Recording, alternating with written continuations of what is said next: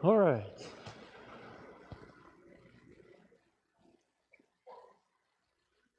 Hey, Jason. All right, good evening. Hope everybody's doing good. We are week 7. As you'll see there up on the screen, we'll finish off chapter 6 and get all the way through 7, because there's only a few verses that we will read in chapter 7.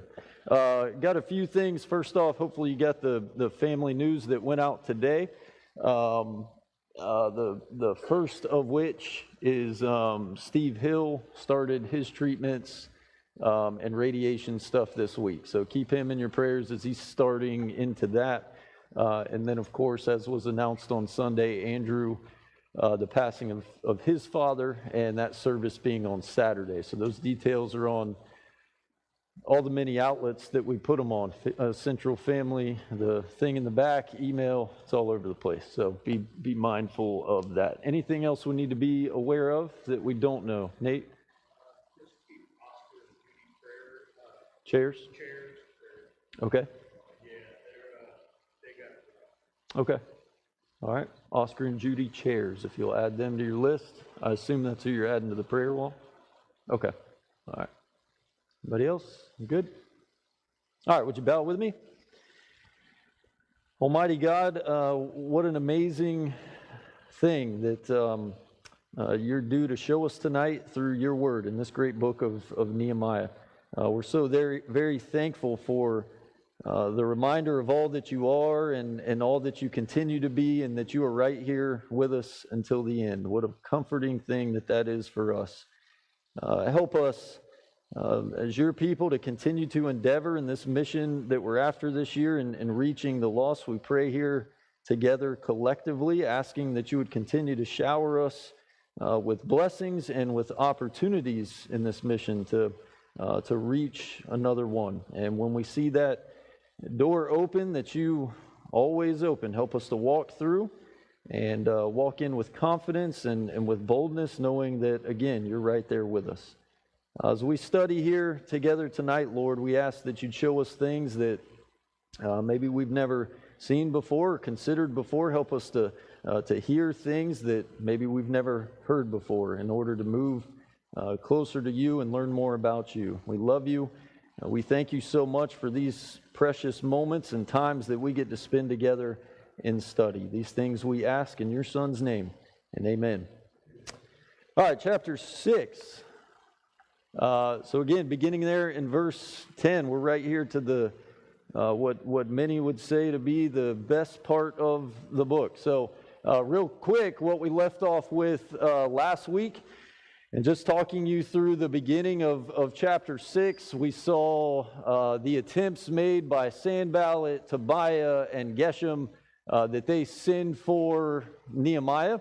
And if you'll remember that a lot of those attempts to sin for him were done in such a way that it was kind of friendly, right? They at least proposed it that way.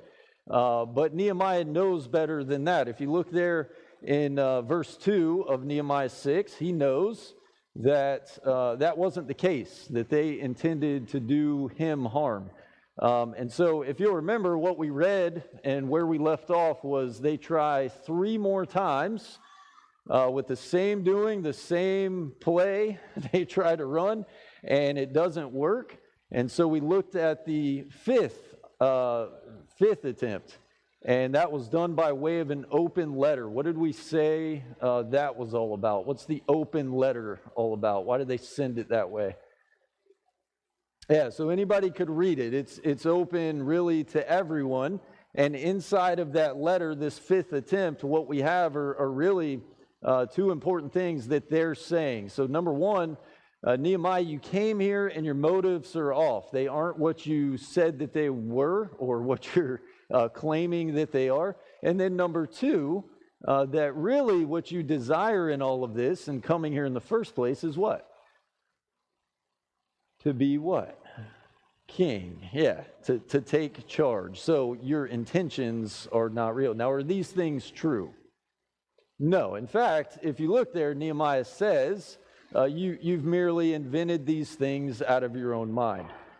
You've lost your mind. And really goes on to say in verse 9, which should be no surprise, the reason for all of this in the first place is the same as it always has been, and what Drew read through for us from Ezra chapter 4, to discourage the work so that their hands would drop and they would stop. And so Nehemiah's response, per the usual, is what, Nate?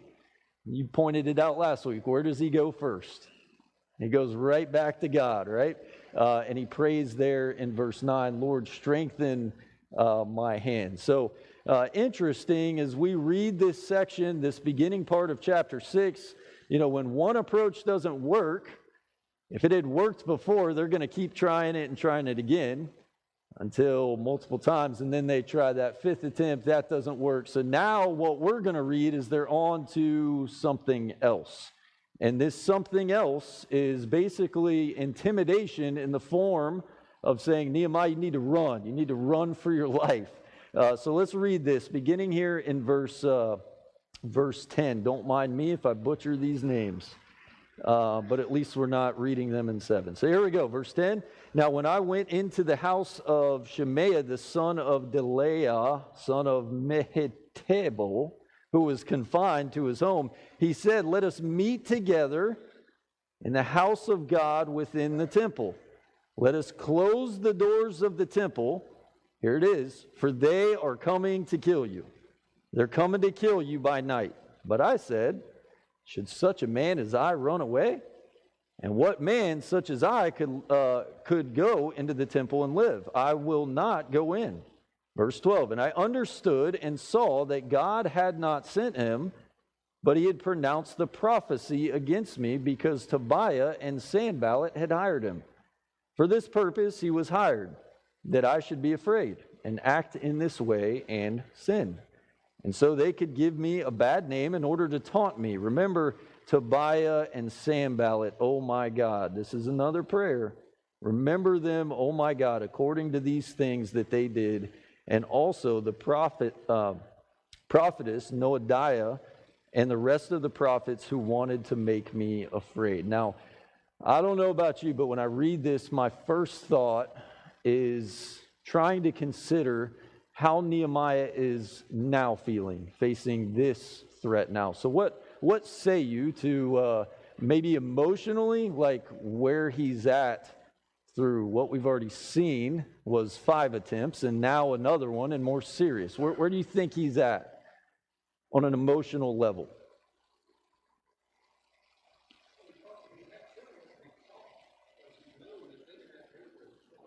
Yeah.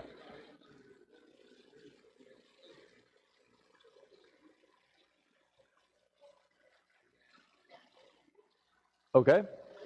All right, so maybe going back to his approach in the beginning, like maybe he is really getting into his purposeful, let me find some solitude, let me think about what to do next, I'm cautious. What else? Surely there's no fear involved, right? Oh, go ahead, Richard.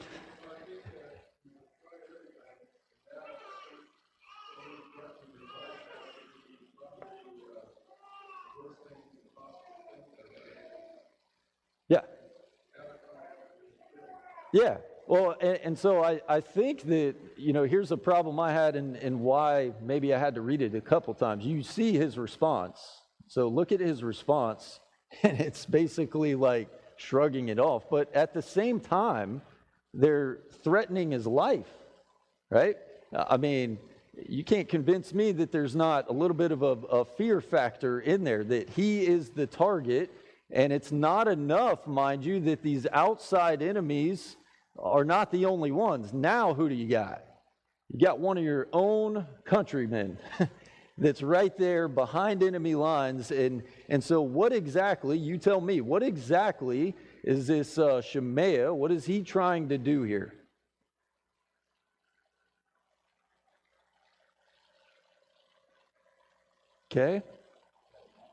Okay. Set him up to do what exactly? Okay, set him up to be killed, but it's not just set him up to be killed. What else is he setting him up for? Rich, what's that? Sin, Richard?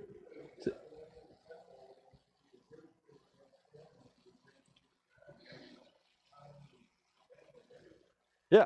So, yeah, the first thing that we learn is first off, this guy is a hired hand of these very enemies we've seen from the very beginning.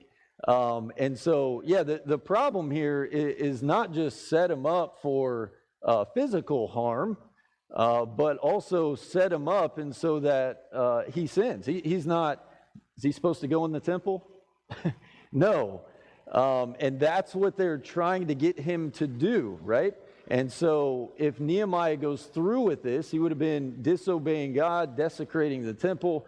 There's actually a really, you may want to write this one down and go back and read it later. 2 Chronicles 26. We learn the story of King Uzziah, right? King at 16 years old.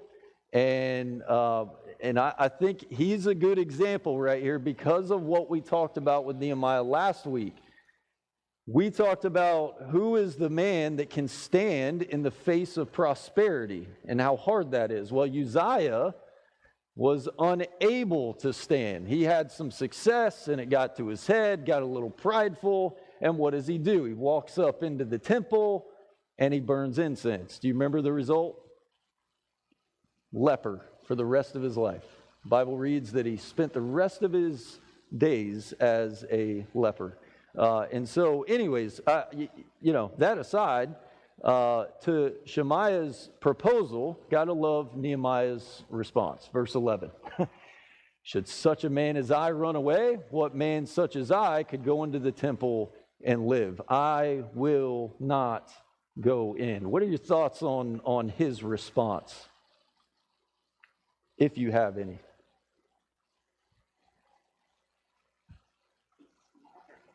Mm-hmm.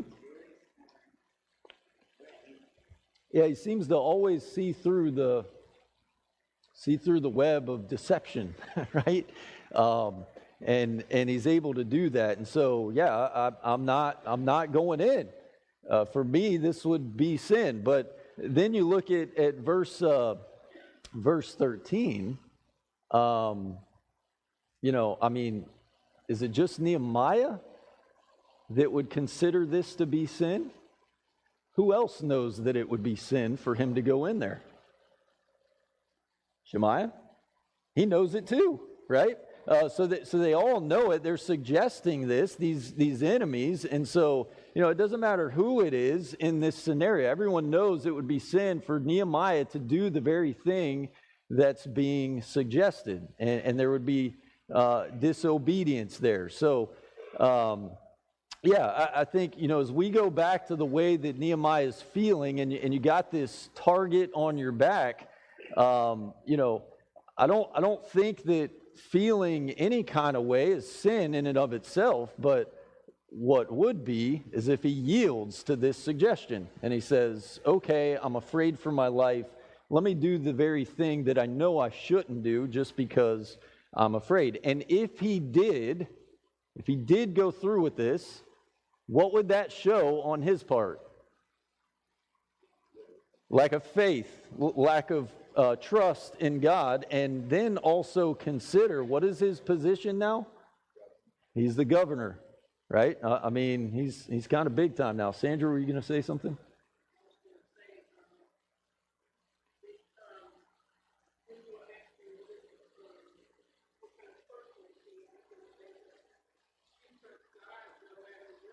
Yeah. Yeah, and we talked about that, right? Even in the beginning, that Nehemiah is so good about, giving some of these battles over to God. And I don't know about you guys, but I'm not great at that, especially being a man. It's kind of ingrained in us to just take it on all by ourselves. But he does that. And so I think, as you consider chapter 5 a little bit, and you consider, it would be 6, some of the gossip that's out there. We talked about it being gossip and rumors, how he said, you've invented these things. Well, could you also imagine for Nehemiah to do this very thing that's being suggested now would put some meat on those rumors and put some meat on those bones. And so, Imagine if he did yield to this and the talk of the town, right? Everything that you've said so far, Nehemiah, now all of a sudden that's not true. Your life is on the line, so you run and hide and do something you shouldn't do. So, all right, anything else on verses, 10 through 14? Yes, go ahead, Jerry. Uh-huh.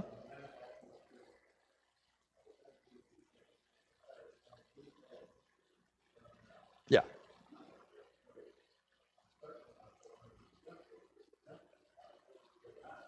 Yeah.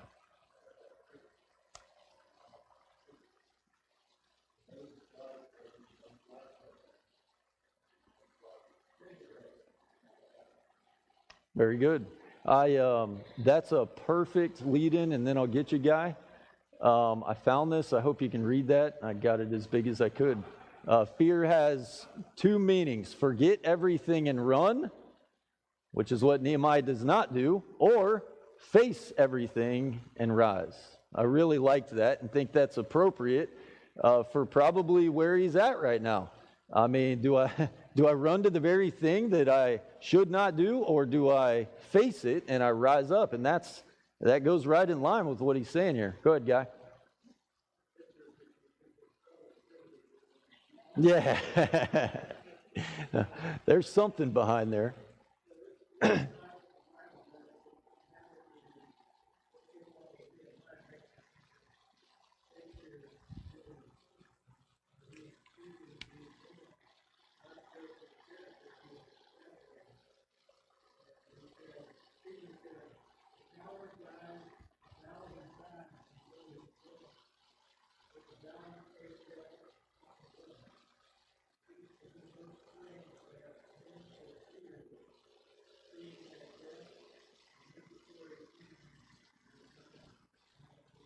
Yeah.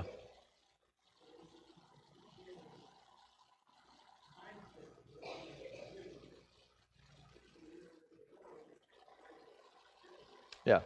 Yep. Very good point. All right, so let's read, beginning there in verse 15. Let's finish the rest of chapter 6. This is the moment we've been waiting for. Go ahead.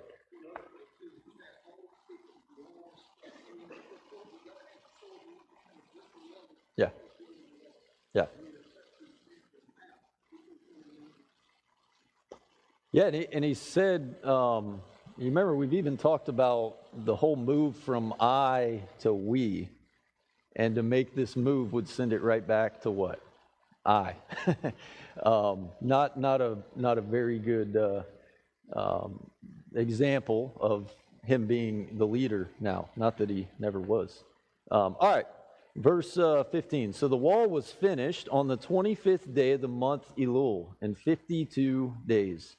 And when all our enemies heard of it, all the nations around us were afraid and fell greatly in their own esteem. For they perceived that this work had been accomplished with the help of our God, which it was.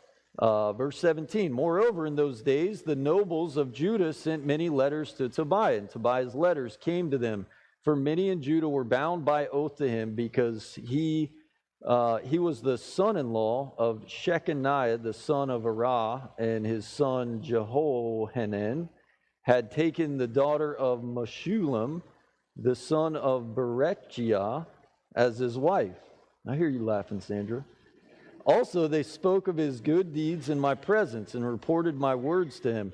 And Tobiah sent letters to make me afraid. So two things real quick before we get to the big moment.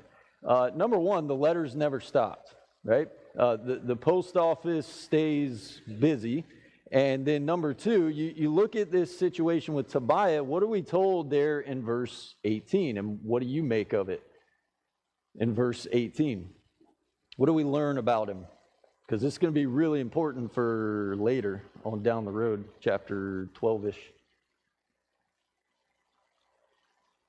Yeah, he's got some connections, and that's really a bad thing in this context, even to the point, he'd become somewhat of I mean, they're bound by oath to him because of this connection. But then we also find out that, all this while, for the most part, there are people that are, even though he's been, after Nehemiah, that there are people that are speaking the good that he's doing and also reporting back to him some of his words. And so I think that's important. Nehemiah never lets that interfere with where he's going and what he's after.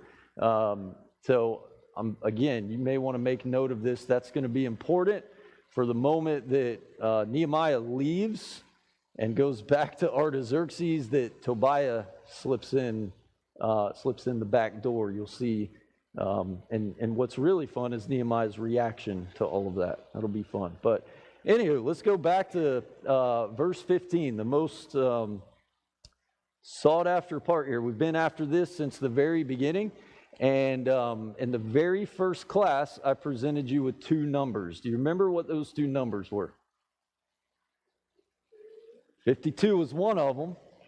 90. Okay, so let's talk about that word real quick. What did that word, listen to me, Brandon. What did that number we say represented? Okay, years of what?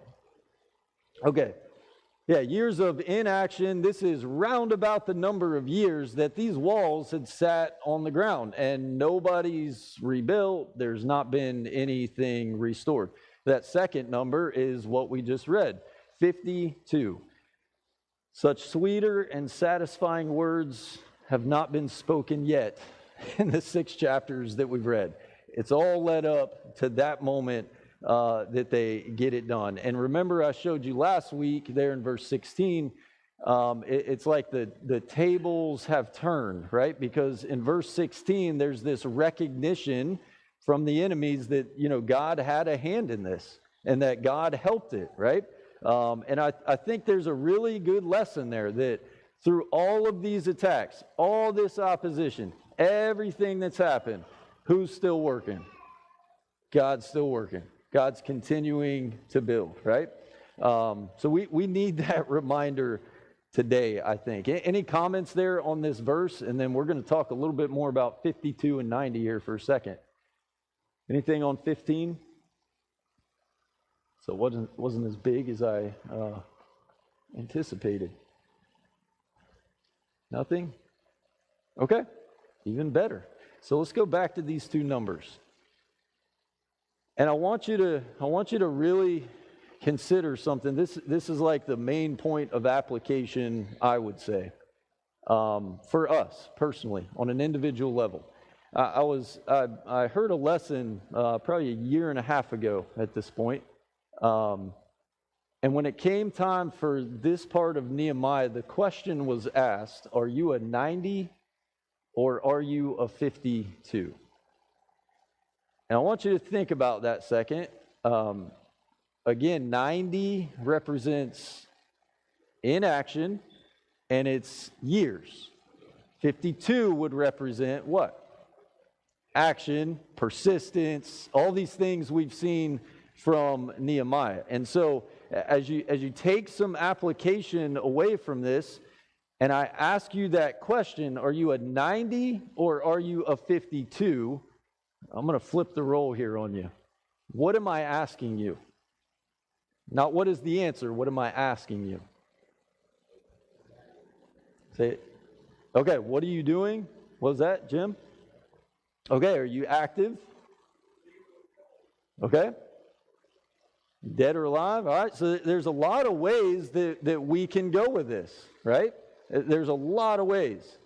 But I think here's the application, because you see, there are, unless you're something special, there are things in all of our lives that are broken down, yes?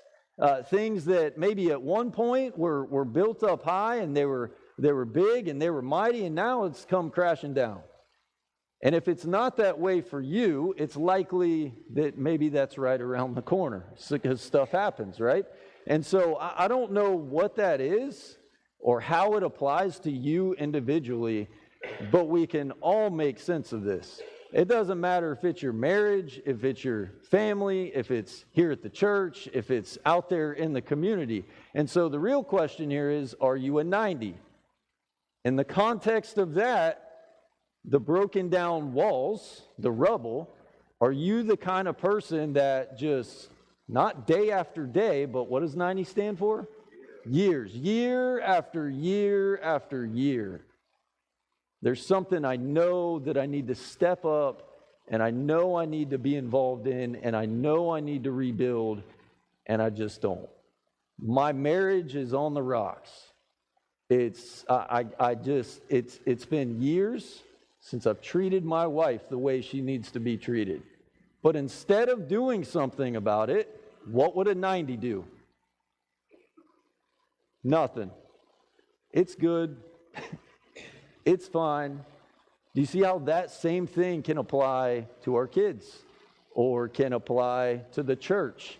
How many times maybe we want to say, well, this is wrong and that's wrong, or someone needs to do this or that or the other.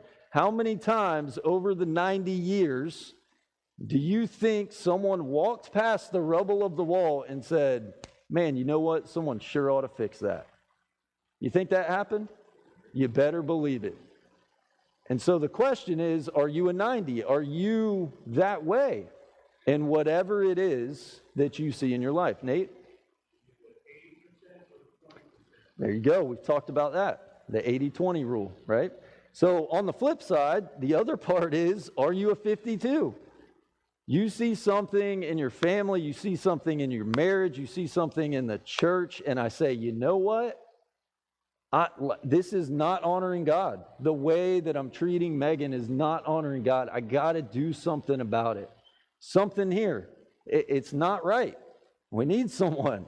Why not me? Let me be the one that steps up. And so I'm just going to say this, in 52 days, you see how much happened. So if they can get that done in 52 days, are there not things in our lives that we can fix in 52 days?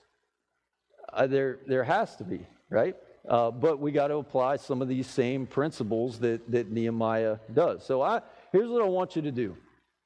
Somewhere, I want you to write down that number 52. I wouldn't encourage you to do something if I haven't done it myself. This was my, I am going to use a number as a word. This was my word on the one word wall last year, was 52.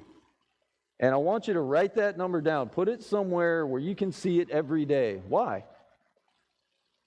A reminder of just how much, like all these lessons, how much you need to bank on God, how much God is there with you in this, how much can be accomplished in such a short period of time. All right, the last thing that I'll add to this part, if you are in our small groups, you heard a question about prayer this week. So my prayers are not working. What should I do? If you turn back to where we started, and I got it on the screen here for you, and Jordan, this is all you. I think you were the one that answered this. You probably don't remember. Nehemiah chapter 1 and verse 1. This is incredible. Nehemiah 1 and verse 1. We learned that this happened in 1 month. And then we go to chapter 2 and verse 1. This is Nehemiah praying over how many months? Do you remember? Yeah, so we said like 4 or 5 months, right? Now, 4 or 5 months that he spent in prayer, and how long did it take him to build the wall? Less than 2 months. So what's the lesson in there with that? Busy doing what? Praying, right? It's crazy how much more time he spent praying about a thing than actually doing a thing. I think that's a really valuable takeaway for us. All right, so now that I'm done with that part, what else you got? Anything else on 6? Matt?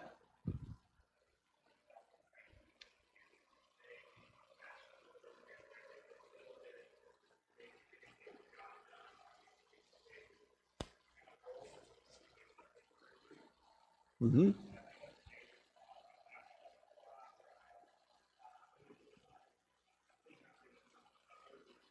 Yeah.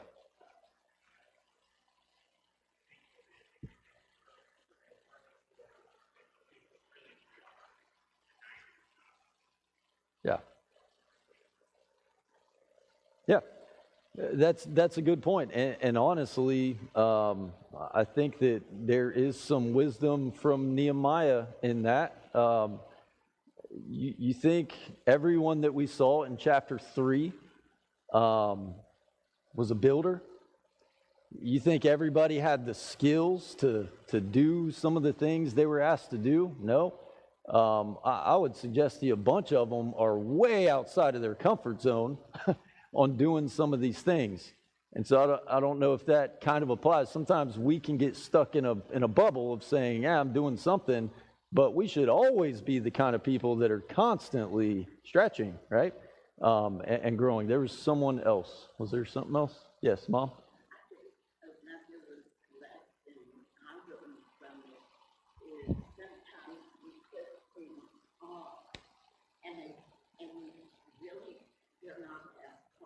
Mm-hmm.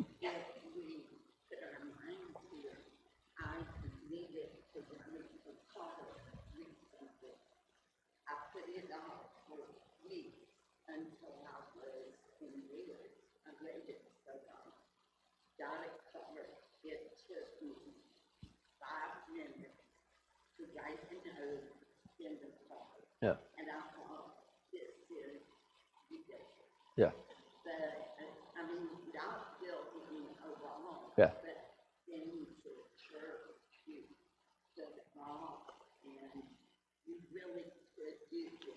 Yeah. Very good. Yeah, no, a lot of these things, it's not always to the extent of a wall or really big things, right? I use those examples, marriage and families and stuff like that, but a lot of it is small. Jerry, were you about to say something?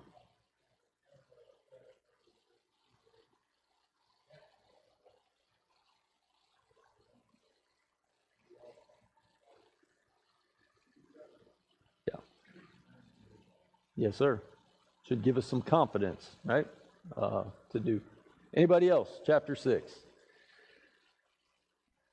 All right, so let's go to chapter 7. We're going to read the first 5 verses. We'll start with the first 4. So the first 4 verses of chapter 7. Now, when the wall had been built, and I had set up the doors, and the gatekeepers, the singers, and the Levites had been appointed, I gave my brother Hanani and Hananiah, the governor of the castle, charge over Jerusalem. For he was more faithful and God-fearing man than many. And I said to them, let not the gates of Jerusalem be opened until the sun is hot. And while they are still standing guard, let them shut, and bar the doors. Appoint guards from among the inhabitants of Jerusalem, some at their guard posts and some in front of their own homes. The city was wide and large, but the people within it were few, and no houses had been rebuilt. So I don't know how many times maybe you've been through Nehemiah, but oftentimes the story is cut off in chapter 6 and verse 15 with what you just saw, the great accomplishment, right? So it's a great victory. It's an incredible feat. But when things like this happen that are absolutely incredible, what is the next step usually for us when we feel accomplished or we have this great victory? What do we normally do next? We what? Take a cruise. Yeah. What would you say? Celebrate? Okay, relax. We rest, right? We kick our feet up and we say, whew, I'm good. Mission accomplished. We're all done here, right? We've arrived and we're done. But what is the problem with that? Because there is a problem. It's kind of hard to come back from a cruise and just jump right back into the mix, right? What is the problem with that is what? What else is the problem with that? Say it again. Okay, the devil knows. All right, when you're taking a nap, Miss Linnell? Yeah, that's right. Yeah, you might get it done in 52 and then rest for 90, she said, right?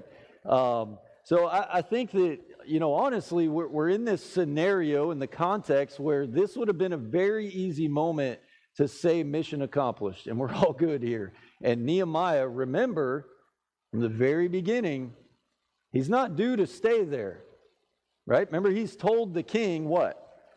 I'm coming back. So maybe this is the moment where that happens and they kick up and relax. And so this whole thing has been the focus, rebuilding the wall. Now it's done. This is done. But Nehemiah knows that that's not the end goal. He knows that's not the mission, the overall mission. It's merely an assignment. And he's completed that part of the assignment that includes the whole mission. So in the way that God works is unbelievable, but that is just the beginning. Chapter 6 and verse 15. So I think that one of the attitudes that can permeate and is very contagious, honestly, when you think about it, is the whole idea that, we've arrived, or we're done, or I'm finished, especially when it comes to what our mission is this year, right? We can sometimes in the church say, I'm done. I spent my years and I did this and I did that and I completed these assignments, but is the mission ever over? The mission is never over. As long as you're able to work, you should still be getting after it. And I think that's where we're at here. Not a whole lot getting done if we kick our feet up and say, well, they'll handle it, or they got it, or he can or she can, and I don't have to. So what should be the result of accomplishment of an assignment? What should be the result? It could lead to pride, Okay? Pride, too bad, that's too big and stuff, we go down. Yeah, You gotta get right back into these things. that's right. And those can creep in, and you're right, we need to jump right back in, right? Right back into the mix. So I think that, honestly, with where Nehemiah goes first, in assigning these set up doors and the gatekeepers, the singers, and the Levites had been appointed. What you're going to see in chapter 8 is this great assembling together. And really where we see him go with all of this is even closer to God than these people have been in a while, right? And for himself as well. And so as we look at some of the takeaways here, I would say the first thing that Nehemiah does is not check, we're done, and I'm done, and I'm moving on. But he takes a step back from what's just been accomplished, and he says, okay, now what? What's the reality of the situation now? Like, what's next on the assignment list? And so what does he do? He assigns these singers and these Levites. What do you think that was all about? What's that for? Worship, right? So they're about to, and you're going to see it in chapter 8, they're going to praise God, they're going to worship. I mean, it's going to be just this unbelievable worship. But then also you have the gatekeepers. What is that for? Protection. So it's not like, oh, okay, we're done with the wall. Look at how pretty. Look at how nice. Let's just take a peek at the wall. No, that is the moment that they put some things in place. So I love the fact with Nehemiah. It doesn't matter if it's great accomplishment or it's opposition, whatever it is, it moves him and nudges him closer to God each and every time. Second thing he does here is not just like set his sights on what's happening now, but he takes a peek into the future, right?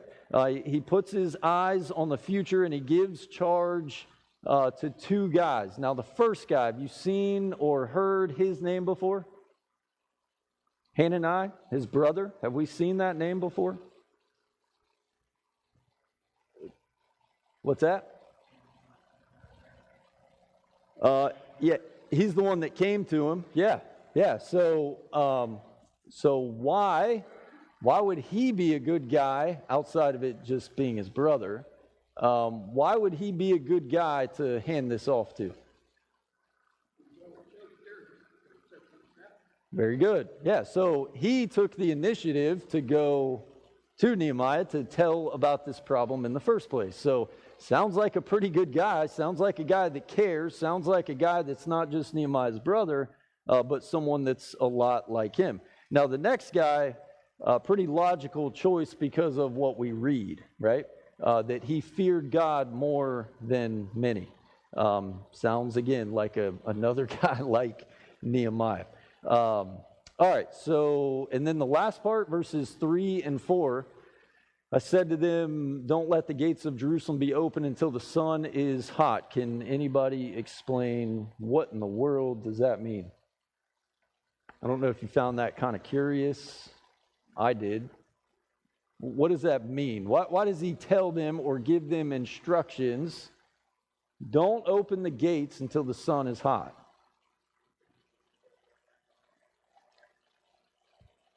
Okay.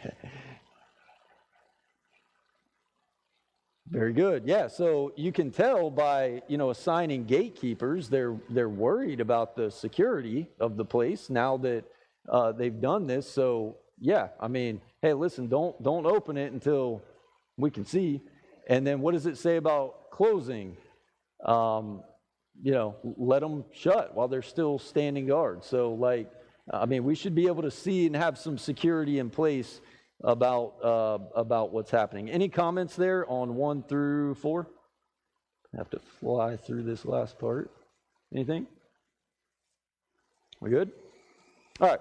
And then the last part here, so right there in verse 4, also important, let me mention this. You might want to underline it for later.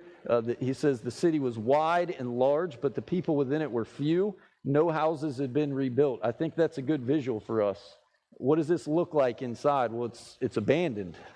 There's not many people that are populating inside of the city, so they're going to work on that a little bit later. But then this last part here, verse 5, then my God put it into my heart to assemble the nobles and the officials and the people to be enrolled by genealogy.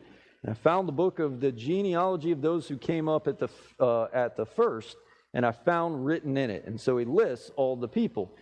So Nehemiah wants the city to grow, wants them to prosper, and that will be something we talk about a little bit later. And I have been telling you guys, man, let's just skip these names, and I'm not going to read them. But this is the same list that Ezra wrote about in Ezra chapter 2. It's the exact same list. And so really what he's looking at is the first of those. I hope you caught that part. This is the first of those, the ones that originally came back. Now, while there might not have been a whole lot of action, I think it's important to maybe ask, why in the world, if these walls sat in shambles for 90 years, why would God include these names here in chapter 7? Why even waste the space to add some of these names?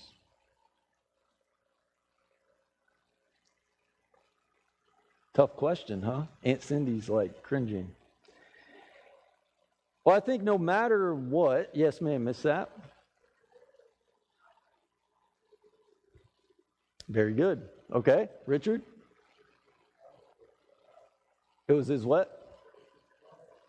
Okay, so it's reminding them of something, right? And honestly, a lot of what we're going to look at in 8 and 9, especially the prayer in 9, is them and their recognition of their history and going back. And so I think it's important, like in the context of of us sometimes. I think maybe the application is this. I don't know if y'all caught it, but in March, I was putting up like a did you know and some church history stuff, and that the Christians that met in Ocala started calling themselves the Central Church of Christ in like 1928.